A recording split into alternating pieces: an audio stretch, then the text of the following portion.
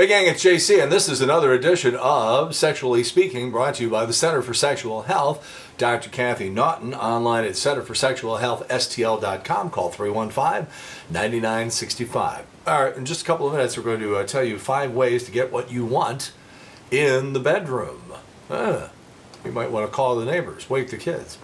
Lesbians are the most loyal partners, gay men are the most promiscuous, and we're all getting more monogamous. According to the results of a 25-year-long study, Americans are more monogamous than ever. The journal Family Process conducted identical surveys in 1975 and 2000, and they basically compared everything, and then they basically did it just recently here within the last couple of years.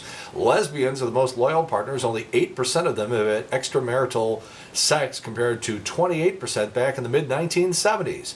Only 10% of heterosexual men cheated on their wives. That's down from 28% in 1975, but heterosexual women are slutting it up. They were the most loyal partner back in 1975 and dropped to third in the most recent survey, although the percentage of them having affairs still dropped from 23 to 14%. The United States does not set a limit on how many times you can use a donor's man seed, so some donors might have hundreds of kids.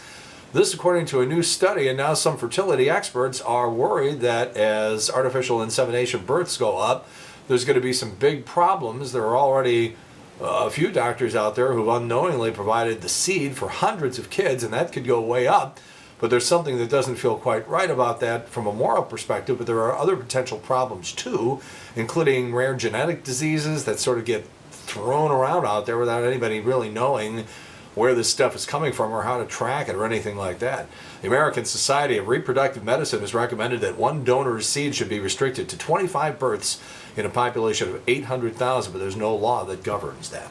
All right, Dr. Kathy Naughton, the Center for Sexual Health, a couple of years back said there's nobody for people to go to. There's no doctor who specializes in things like, everything that sort of goes on below the belt there. You know, you've got vasectomy issues. If you had a vasectomy 10 years ago, even then they told you it was irreversible, and they do vasectomy reversals all the time at the Center for Sexual Health. You have bladder problems, prostate issues, just all sorts of stuff. And this is not the kind of thing that you just ask Joe in the cubicle next to you for, hey, you got a doctor who can treat this thing I got down here? It's like, yeah, you're not really going to share that information because a lot of people consider that somewhat embarrassing. So where do you go?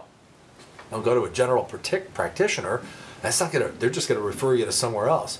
Go to the right place at the beginning, the Center for Sexual Health. It is a medical facility on Ballas, 315-9965, or online, centerforsexualhealthstl.com.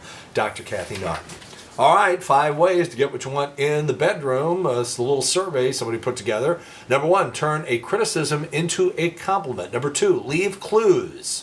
Actually, Match.com says use reference material. Really?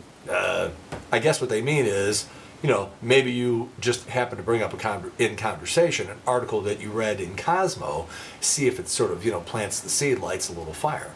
Number 3, show, don't tell. If you're shy about asking what you want, try showing it instead. Number 4, make a game out of it.